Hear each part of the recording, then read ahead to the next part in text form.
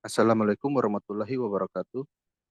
Kami dari kelompok 2 akan mempresentasikan tugas dari mata kuliah Arsitektur Modern. Next. Saya sebagai moderator yaitu Guntur Saputra Aji, dan ada beberapa teman kelompok saya. Yang pertama ada Fahri Apriyadi Putra, Alia Rohalia, Muhammad Rafli Hidayatullah, Nurul Kansa, Sufani Albela, Nur Rahmadani Rahim. Next. Di sini kami akan membahas beberapa poin. Yang pertama itu arsitektur modern, yang kedua arsitektur neoklasik, yang ketiga perbedaan arsitektur eklektik dan neoklasik di Eropa Barat, yang keempat itu perbedaan arsitektur eklektik dan neoklasik di Amerika Serikat, dan yang terakhir perkembangan arsitektur eklektik di Indonesia. Next.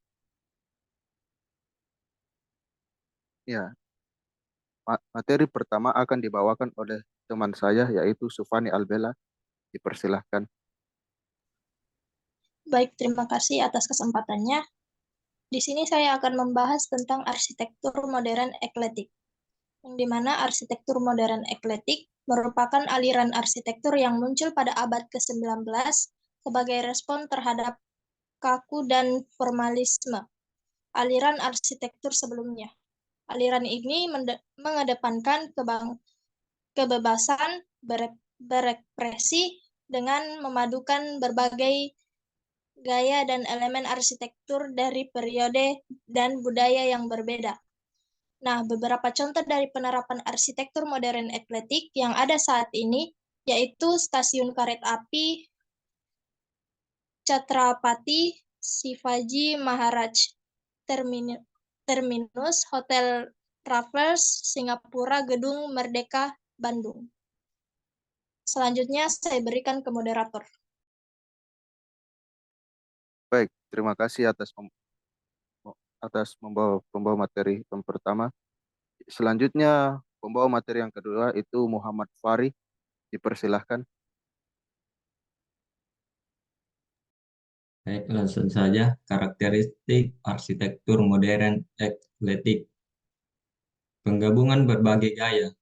Eklektisme dalam arsitektur modern terwujud dalam perpaduan berbagai gaya seperti klasik, neogotik, art deco, dan modernisme.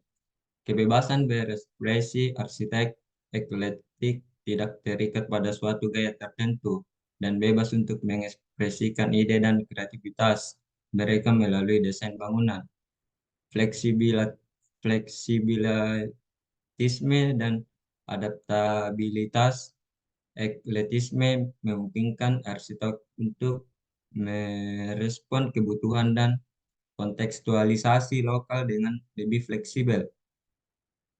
Keunikan dan estetika, perpaduan gaya yang unik menghasilkan estetika eklektik yang menarik dan ekspresif. Saya kembalikan ke moderator. Terima kasih Saudara Fari. Tanpa berlama-lama, saya lanjut ke pemateri selanjutnya yaitu Alia Rohalia. Dipersilahkan. Selanjutnya itu perkembangan arsitektur neoklasik. Arsitektur neoklasik adalah sebuah gaya arsitektur yang muncul pada abad ke-18 sebagai respon terhadap gaya barok dan rokoko yang dianggap terlalu berlebihan dan rumit. Arsitektur neoklasik kembali ke prinsip-prinsip arsitektur Yunani dan Romawi kuno yang dianggap sebagai simbol keindahan, kesederhanaan, dan keseimbangan. Arsitektur neoklasik juga berkembang di Indonesia. Gaya arsitektur ini muncul pada masa kolonialisme Belanda. Arsitek Belanda menggunakan gaya neoklasik sebagai simbol kejayaan dan kekuasaan kolonial. Arsitektur neoklasik masih memiliki pengaruh pada arsitektur modern, terutama dalam penggunaan elemen-elemen klasik seperti kolom, pilaster, dan fronton. Arsitek kontemporer menggunakan elemen-elemen ini untuk menciptakan bangunan yang elegan, berkelas, dan timeless. Saya kembalikan ke moderator. Baik, terima kasih. Selanjutnya pemateri selanjutnya yaitu Nurul Kansa. Dipersilahkan. Terima kasih. Langsung saja, yaitu materi selanjutnya yaitu arsitektur eklektik dan neoklasik di Eropa. Abad ke-19 di Eropa Barat merupakan periode yang penuh dengan perubahan dan pergolakan.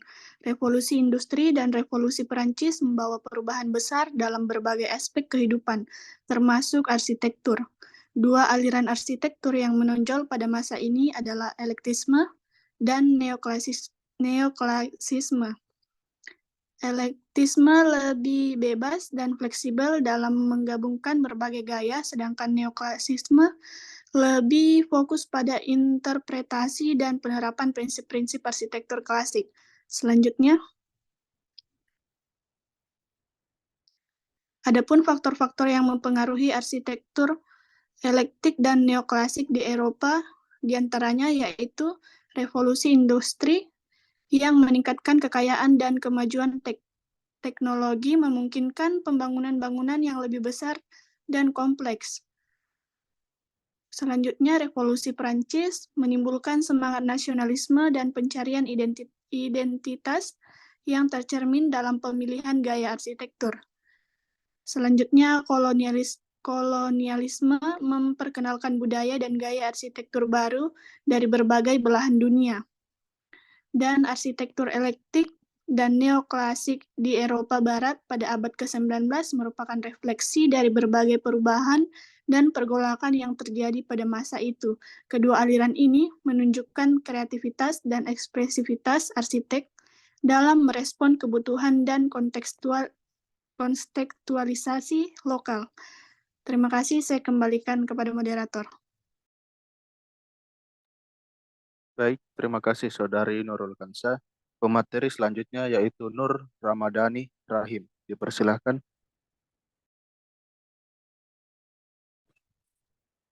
Baik, materi selanjutnya arsitektur eklektik dan neoklasik di Amerika Serikat.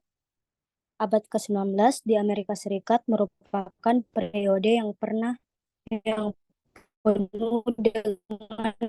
pertumbuhan dan perubahan, membangun identitasnya sebagai bangsa yang baru. Arsitektur memainkan peran penting dalam proses ini, dengan dua aliran utama yang mendominasi, yaitu eklektisisme dan neoklasikisme. Arsitektur eklektik muncul sebagai respon terhadap keinginan untuk menciptakan identitas arsitektur nasional yang unik. Arsitektur eklektik bebas menggabungkan berbagai gaya dan elemen dari periode dan budaya yang berbeda, termasuk gaya klasik, Gothic Revival, dan Romanesque Revival. Adapun tujuannya untuk menciptakan bangunan yang ekspresif, inovatif, dan mencerminkan semangat demokrasi dan kemajuan Amerika Serikat.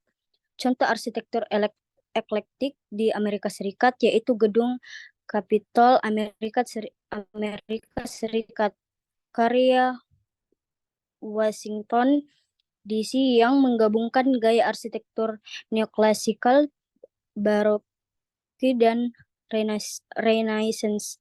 Arsitektur neoklasik terinspirasi oleh arsitektur Yunani dan Romawi kuno, yang dianggap sebagai simbol demokrasi, kekuatan, dan kemakmuran. Ciri-ciri arsitektur neoklasik yaitu bentuk geometris yang sederhana, kolom dan pilaster, fronton, ornamen klasik, dan material seperti batu alam. Adapun tujuannya menciptakan bangunan yang monumental, kokoh, dan mencerminkan nilai-nilai klasik seperti rasionalitas, keteraturan, dan proporsi. Next.